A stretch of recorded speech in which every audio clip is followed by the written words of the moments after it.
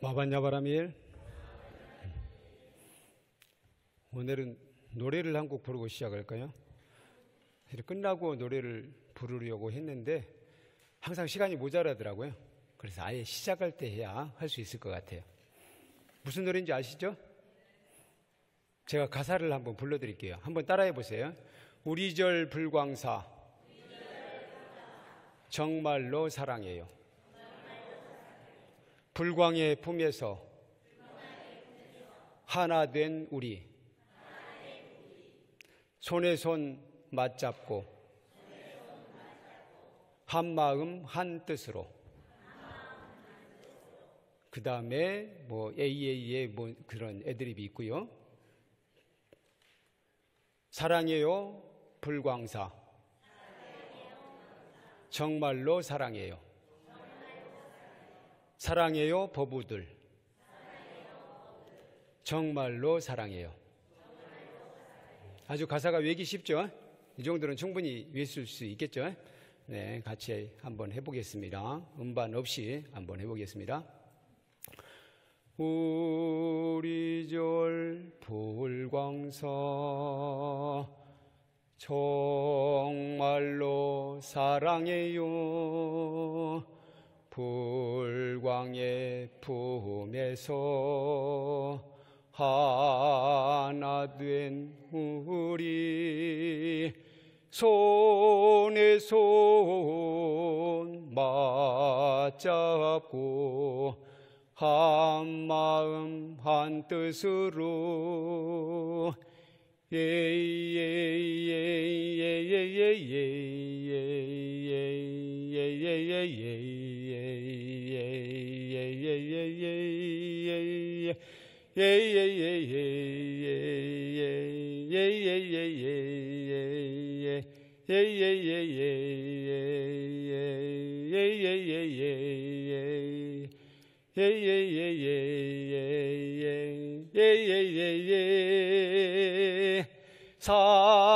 사랑해요 불광사 정말로 사랑해요.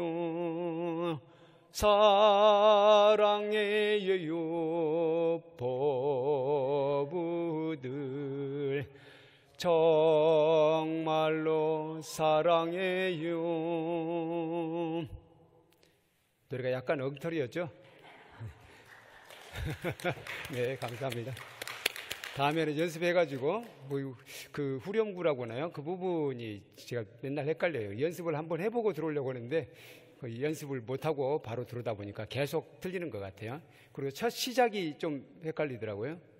첫 시작이 우리절 불광사 이렇게 해야 되나요? 그럼 맞죠? 근데 뭔가 약간 시작을 약간 높게 잡아가지고 좀 안 맞는 것 같아요. 네, 감사합니다. 이렇게 이 노래를 우리 제목을 우리절 불광사라고 하면 될 것 같아요. 제목은 우리절 불광사 또는 불광사 응원가라고 해서 이 노래를 좀 자주 불렀으면 하는 바람입니다. 네, 오늘은 이미 성취된 것처럼 감사하며 기도하자. 네, 우리절 불광사가 이미 아주 잘 되고 있다고 생각하고 감사하며 기도해야 되겠습니다. 먼저 우리 큰 스님 법오록 중에 한 부분을 같이 읽으시겠습니다. 우리 법회보 맨 앞에 나온 부분 같이 읽으시겠습니다. 기도하는 것은 구하는 것을 얻지 못했기 때문에 하는 것인데 어찌 받지 않고도 받은 것처럼 감사하는 것일까? 우리의 소망은 진리에서 싹튼다. 우리의 깊은 마음에서는 기도와 동시에 이미 이루어졌다. 그것이 우리의 현상에 드러나기까지는 과정과 시간이 따른다. 네, 우리 큰 스님께서는 우리가 기도하는 순간, 기도를 시작하는 순간 그 기도하는 마음이 정당하다면, 바르고 청정하다면 그 기도는 이미 이루어졌다고 말씀하십니다. 다만 그것이 우리의 삶의 현상으로 나타날 때까지는, 또 약간 다른 말로 한다면 현장에 나타나기까지는 좀 시간이 걸릴 뿐이다 라고 말씀하십니다. 그래서 기도하는 순간 미리 감사하는 마음으로 해야 된다. 우리는 그렇게 하지 않잖아요. 마지막까지 막 조마조마 하잖아요. 그렇지 않습니까? 마지막까지 조마조마한 마음으로 가슴 졸이면서 기도를 하게 되는데 우리 큰 스님의 기도 원리는 그게 아니에요. 처음부터 환희의 참 마음으로 기도하라, 이겁니다. 사실 이 한마디면 오늘 본문은 다 끝났어요. 그냥 끝내버릴까요? 그래도 또 주어진 시간을 약간 채우고 내려가겠습니다. 바로 환희의 참 마음으로 기도한다면 그 기도는 이미 이루어졌다고 말씀을 하십니다.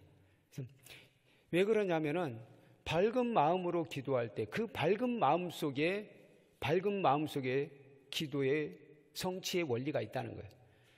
그런데 이미 기도가 이루어졌다고 생각하고 환희의 참 마음으로 기도하게 되면 아주 밝은 마음이잖아. 밝은 마음이기 때문에 당연히 기도 성취가 그 안에 담겨 있다는 겁니다.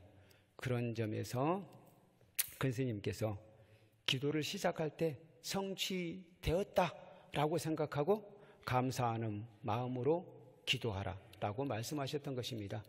기도라는 것은 우리 삶의 공기와 같은 것이에요. 그런 건 생각해 보지 않으셨죠? 우리가 살아가면서 생각해 보세요. 한순간도 기도하지 않는 순간은 저는 없다고 생각합니다. 어떤 경우에도 내가 행복해지기를 바라는 마음으로 제가 이렇게 손짓 하나 하는데도 사실은 내가 행복하기를 또는 내 얘기가 우리 부부 형제님들께 잘 전달되기를 하는 바람으로 제가 손이라도 이렇게 들고 있는 거지 아무 뜻 없이 이렇게 들지는 않는다는 거예요. 그런 점에서 우리는 무심코 행동하는 것 같지만 그것에는 다 기도가 담겨 있다는 거예요. 제가 그래서 전에 작년 불교 박람회 재작년이었네요. 벌써 시간이 너무 빠르다 보니까 불교 박람회 때 제가 불교 기도문을 가지고 강연을 했었거든요. 그때 이문재 시인의 시를 한번 그때 보여드린 적이 있어요. 이문재 시인의 시가 어떻게 시작되냐면 가만히 눈을 감는 것만으로도 기도하는 것이다. 가만히 눈만 감아도 기도하는 것이다 라고 시작해요. 눈만 감아도 기도하는 것이라는 거예요. 우리가 눈을 감을 때도 내가 평안해지기를, 내 마음이 평안해지기를 하는 마음으로 기도하는 것이지 다른 뜻이 아니라는 거예요.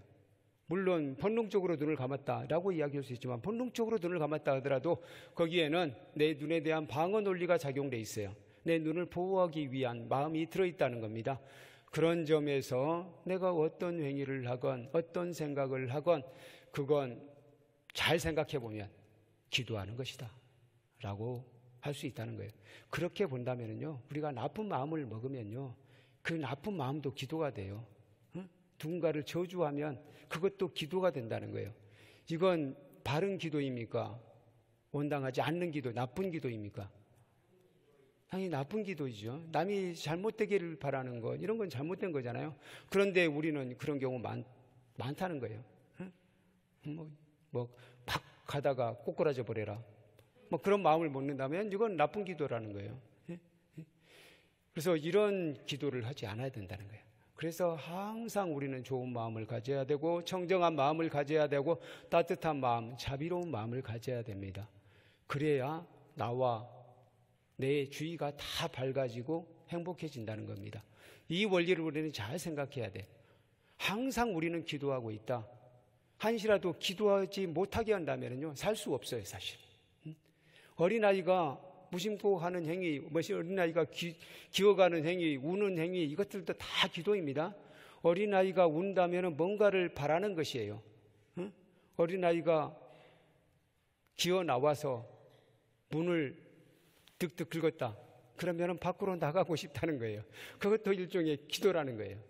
그러니까 그 이야기를 제가 하는 것은 제 조카가 그러더라고요. 제 조카 중에 한 명을 제 어머니가 길렀는데 어머니가 돌봐줬는데 제가 어머니하고 이제 같이 산 적이 있어요. 그래서 그 조카가 자라는 과정을 봤는데 그 조카는 좀 별로 울지를 않았어요.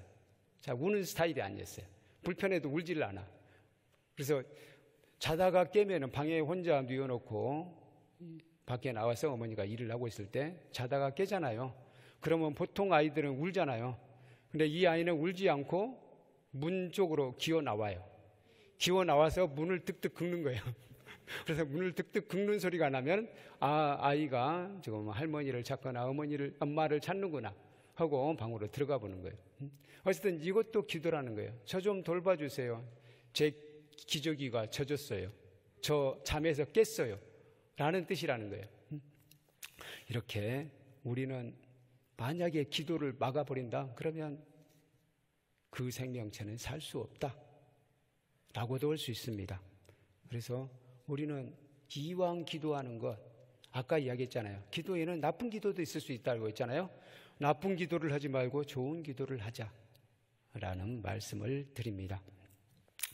아울러 우리 큰 스님의 가르침에 따라 어떻게 기도하면 성취할 수 있을지 한번 생각해 보도록 하겠습니다. 이건 법오록에 나왔던 내용, 그 부분을 제가 정리를 했어요. 그래서 이 오늘의 본문은 모두 큰 스님의 본문이라고 생각하셔도 됩니다. 큰 스님께서 말씀하셨던 내용입니다. 첫 번째로 기도 성취하고자 한다면 기도할 때 구하고자 하는 것을 이미 받은 것처럼 감사해야 합니다. 왜냐하면 밝은 빛을 받아들이는 마음이 기도를 성취하게 하고 감사하는 마음이 밝은 빛을 받아들이게 하기 때문입니다. 그래서 제가 중흥사에 살 때 한 보살님이 그분은 옆에서 기도할 때 보면은 목소리를 약간 크게 하셔요. 귀가 어두워서 귀가 어두우면 목소리를 크게 해요. 자기 목소리가 잘 안 들리니까 목소리를 크게 하시는데 옆에서 들어보면은 참 처음부터 끝까지 부처님 감사합니다. 부처님 감사합니다 하면서 계속 절을 하거나 그렇게 해요. 늘 그렇게 기도해요. 근데 그분이 그 북한산에 왔다 갔다 하면서 많이 다치셨거든요. 많이 다치셨어요. 근데 이분처럼 간절하게 기도하시는 분, 착한 마음으로, 제가 이분이 나쁜 마음을 잡수시는 걸 본 적이 없어요. 그런데도 늘 다치는 거예요. 그러면 이제 다른 신도들이 그래요. 저렇게 열심히 기도하고 신심도 깊은데 왜 다치는지 모르겠다 라고 사람들이 얘기하기도 했어요. 그런데 이분은 그러거나 말거나 늘 감사합니다. 다치고 나서도 감사합니다. 그런데 이분이 지금 우리 불광사에도 자주 나오십니다. 그때보다도 지금이 더 건강해지셨더라고요. 한 10년 가까이 됐는데 지금도 여전히 감사합니다. 기도할 때는 항상 감사합니다요. 참선도 열심히 하시고 그렇게 감사하는 마음이 감사하는 마음이 계속되면 결국에는 이루어지는구나 라고 생각하게 됐어요. 저도 이분을 보면서 그 확신이 듭니다. 많은 경우 감사합니다 하고 기도를 했어도 어느 정도 했는데 그래도 뭔가 개선이 안 되고 그러면 포기하잖아요. 그리고 다른 쪽으로 가버려요. 나는 기도는 안 되는 것 같다. 기도는 내 체질이 안 맞는가 봐 하고 다른 방향으로 선회하는 사람들이 있습니다. 그런 사람들은 절대로 기도 성취 못합니다. 사실 우리가 잘못된 부분, 예를 들어 다치거나 안 좋은 일이 생기거나 살다 보면은요, 모든 생명체에게는 그런 게 올 수밖에 없게 돼 있어요. 그렇잖아요. 생각해 보세요. 우리가 생명체가 태어나는 순간 결국 언젠가는 병들게 되어 있지 않습니까? 병들지 않고 한 80 이상의 생애를 사는 사람 보신 적 있으세요? 한 번도 병들지 않은 사람 없을 거예요. 80생애를 사는 동안 늙지 않은 사람 보신 적 있으세요? 다 병들고 늙게 되잖아요. 그리고 우환이 생기게 돼요. 그럴 때마다 좌절하고 이제 감사하는 마음 그만둬야 되겠다 라고 생각하는 사람은 절대로 성공할 수 없다는 거예요. 그럴수록 오히려 힘든 일이 생길수록 감사하는 마음을 가질 때 그 사람이 기도 성취한다는 겁니다. 힘든 일이 생겼다면 그분은 어떻게 생각하느냐? 내가 과거에 업장을 많이 지었는데 그 업장이 지금 소멸되는 과정이구나 라고 생각한다는 거예요. 그렇게 생각한다면 오히려 기뻐할 수 있잖아요. 여러분들 빚을 한 3억 졌어요. 3억 졌다가 어느 날 내가 한 달에 몇백만 원씩 갚아서 마침내 빚이 뚝 떨어졌다. 그러면 기분 좋습니까? 좋지 않습니까? 아주 홀가분해지잖아요. 업장도 그렇게 생각해 보자는 거예요. 업장도 언젠가는 나에게 불편한 일이 생기게 됐어요. 왜냐하면 내가 지은 업이라는 것은 반드시 결과를 받게 돼 있으니까. 그래서 지금 내가 불편한 일이 생겼다면 오늘 이만큼 내가 빚을 갚았구나, 업장이 없어졌구나 라고 생각한다면 오히려 기쁘게 생각할 수 있다는 거예요. 그럴 때 감사하는 마음을 갖는다면 이만해서 다행입니다. 부처님 이 정도로 배려해 주셔서 감사합니다 라고 생각한다면 그분에게는 더욱 좋은 일이 생긴다는 거죠. 바로 기도할 때 구하고자 하는 것을 이미 받은 것처럼 감사하는 마음으로 부처님 감사합니다 라고 기도한다면 그분은 반드시 기도 성취한다. 거기에 기도 성취의 원리가 있다 라고 생각하시면 됩니다. 부처님 제세시에 문둥이 숫바붓다가 있어요. 요즘에는 문둥이란 말 안 쓰죠. 그래도 옛날 사람을 두고 나병 환자, 한센병 환자 그러면 좀 이상하죠. 한센이라는 사람이 살지도 않았는데 고대 사람한테 한센병 환자라고 하면 좀 이상하잖아요. 어쨌든 오늘날의 용어로 이야기한다면 한센병 환자예요. 그 문둥이 숫바붓다란 사람이 있었어요. 이 숫바붓다는 부처님에 대한 신심이 아주 돈독했습니다. 그래서 문둥이임에도 불구하고 자신이 저주받았다고 생각하지 않고 내가 이만해서 다행이다 라고 생각했습니다. 이분의 간절한 바람은 뭐였을까요? 병을 치유하는 것이겠죠? 병이 낫는 거예요. 그럼에도 불구하고 아직 낫지 않았어요. 낫지 않았음에도 불구하고 늘 감사하는 마음으로 살고 있다는 거예요. 근데 이분이 부처님 법문을 듣다가 어느 날 수다원가를 성취했습니다. 수다원가를 성취해서 아주 환희로웠어요. 그래서 부처님께 말씀드리고 싶어. 그런데 미처 말씀을 못 드렸어요. 또 한편으로 말씀드리기가 조금 대중들 앞에서 얘기하기도 조금은 쑥스러웠는지 어쨌든 말씀을 못 드렸어요. 못 드리고는 부처님께서 제따와나 기원정사로 들어가니까 그리 찾아갔습니다. 그렇게 찾아가는 순간 사가천왕은 누구냐면요, 인드라 또는 제석천왕이라고 하죠. 제석천왕이 이놈을 내가 한번 실험을 해봐야 되겠다 라고 생각을 했습니다. 이분이 지금 부처님을 찾아뵈려고 하는데 내가 부처님을 지키는 입장에서 이 친구를 실험해봐야 되겠다 라고 생각합니다. 그래서 사가천왕이 딱 숫바부터 앞에 나타나요. 숫바부터 앞에 나타나서 이렇게 이야기합니다. 숫바부터요, 네가 내가 하라는 대로 하게 되면 내가 너의 병을 낫게 해주겠다 라고 이야기해요. 뭐라고 하냐면은 부처님은 가짜다. 부처님 법도 가짜다. 부처님의 승가도 가짜다. 부처님이라고 하지 않고 붓다라고 해야 되겠네요. 붓다는 가짜다. 붓다의 법도 가짜다. 붓다의 승가도 가짜다.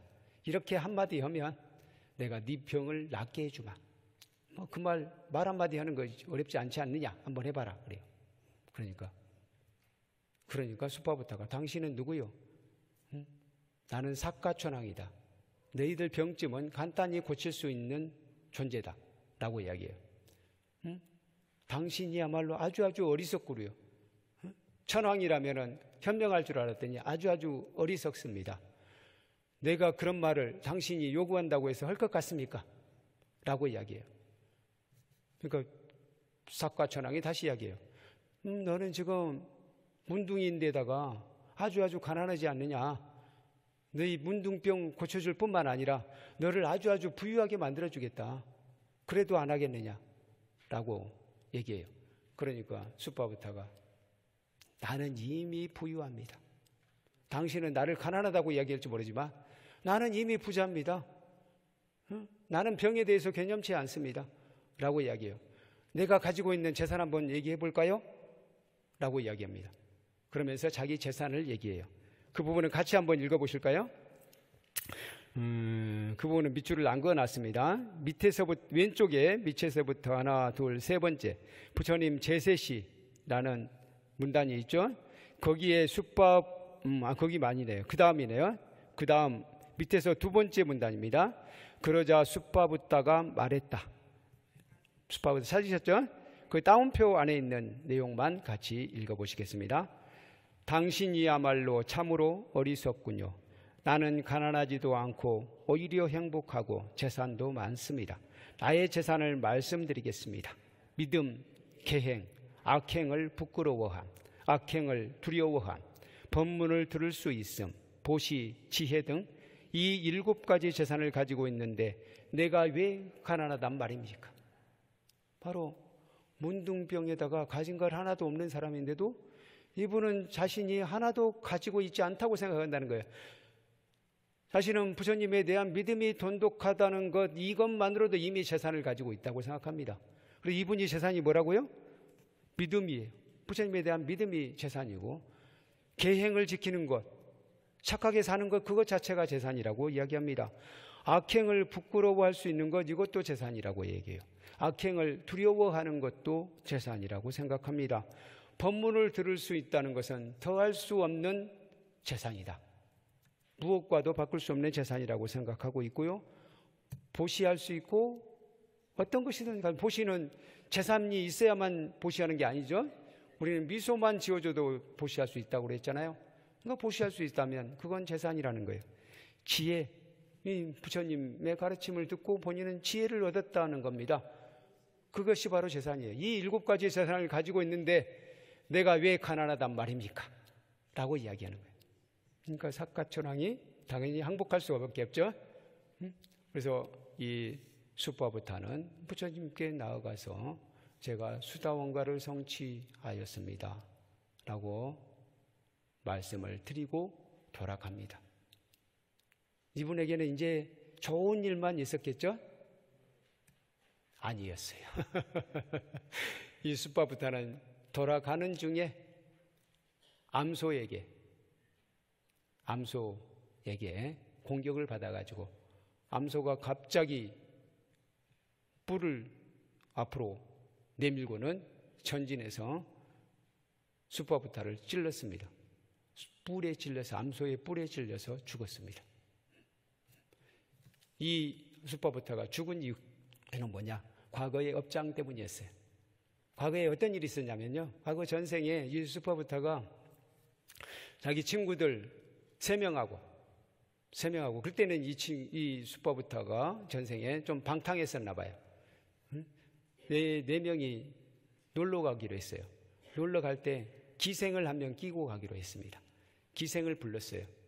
기생을 불러서는 같이 즐겁게 놀았어요. 즐겁게 놀고 이 기생에게 당연히 돈을 상당히 주기로 했겠죠. 근데 막상 나중에 돈을 주려고 하니까 돈이 아까워. 그래서 내 친구가 공모합니다. 공모를 해서 우리 이 기생을 지도새도 모르게 죽여버리고 우리 그냥 가자. 일단 땅에다 묻어버리고 가자. 여기에 누구도 볼 사람이 없다. 이게 아주 한적한 곳이어서, 그러니까 우리는 즐겁게 놀았으니까 이 기생을 죽이고 그냥 가자 라고 한 거예요. 그래서 이 기생을 죽이고 매장을 해버리고는 간 거예요. 그래서 이 기생이 앙심을 당연히 품었겠죠. 앙심을 품고는 다음에 여자 귀신으로 나타나. 야크샤라고 아시죠? 야크샤의 여성형은 야킨입니다. 야킨이로 태어난 거예요. 야킨이로 태어나서, 야킨이는 아주 힘센 존재예요. 변신도 할 수 있는 존재입니다. 이 야킨이가 암소로 변신해요. 암소로 변신해가지고 그 4명의 청년의 후생들, 후생 중에서 문둥이 숫바부타도 있고 다른 3명도 있는데 이들을 차례대로 연쇄살인했어요. 그래서 숫바부타는 죽었습니다. 그러면 숫바부타는 어디로 갔을까요? 지옥으로. 그때 부처님 제자들이 부처님께 여쭤봅니다. 부처님, 그럼 숫바부타는 어디로 갔습니까? 라고 이야기하니까 부처님께서 말씀하십니다. 숫바부타가 문둥병에 걸린 내력부터 말씀을 하셔요. 숫바부타가 보니까 전생에 꼭 좋은 일만 한 건 아니에요. 나쁜 짓을 또 한 것이 있어요. 그건 뭐냐? 벽지불의 얼굴에 침을 뱉은 적이 있어요. 벽지불을 모욕하고 벽지불의 얼굴에 침을 뱉었어요. 그래서 문둥병 환자로 태어난 것이고요. 그리고 아까 이야기했듯이 그 기생을 죽인 대가로 결국 그 암소의 뿔에 받쳐서 죽게 되었어요. 근데 그럼에도 불구하고 숫바부타는 바로 수다원가를 성취했고 또 이미 아주 좋은 마음을 먹었잖아요. 그래서 상당 부분의 악업은 그 업장은 소멸되었기 때문에 도리천에 태어났다고 합니다. 도리천 천상에 태어났다고 부처님께서 말씀을 해주셨습니다. 숫바부타 그렇잖아요. 숫바부타가 간절히 원하는 것은 본인이 부유해 주는 것도 있을 것 같고 그리고 문둥병으로부터 해방되는 것이었어요. 그런데 이분은 자신이 문둥병에 걸렸다는 것, 나병 환자라는 것에 대해서 전혀 개의치 않고 이미 나는 부처님 법문을 들으면서 이미 나는 은혜 받았다라고 생각한 거예요. 나의 병은 아무것도 아니다 라고 생각했습니다. 그랬기 때문에 이분은 기도 성취할 수 있었고 결국에는 천상에 태어날 수 있었던 것입니다. 바로 이 숫바부타의 마음으로 기도한다면 반드시 기도 성취한다. 또 한편으로는 이런 생각도 해봐요. 우리는 숫바부타가 암소의 뿔에 찔려서 죽었으니까 이 사람은 불행하다라고 생각할 수 있겠어요? 근데 꼭 그 현상만 보고 그래서는 안 된다는 거예요. 그런 일 있잖아요. 우리도 보면 열심히 기도했음에도 불구하고 사고로 돌아가시는 분 꽤 있잖아요. 그런 부분에 대해서는 숫바부타처럼 생각하시면 돼요. 과거의 업장에 의해서 그런 부분이 있었지만 이분의 생애가 결코 불행하다 할 수는 없다. 부처님께서 말씀하셨듯이 그렇게 보시면 됩니다. 네, 두 번째로 우리 큰 스님께서 말씀하시는 기도 성취하는 방법 두 번째 말씀 드리겠습니다. 둘째, 기도는 관념이 아니라 행동이며 실천임을 알고 보시를 실천해야 합니다.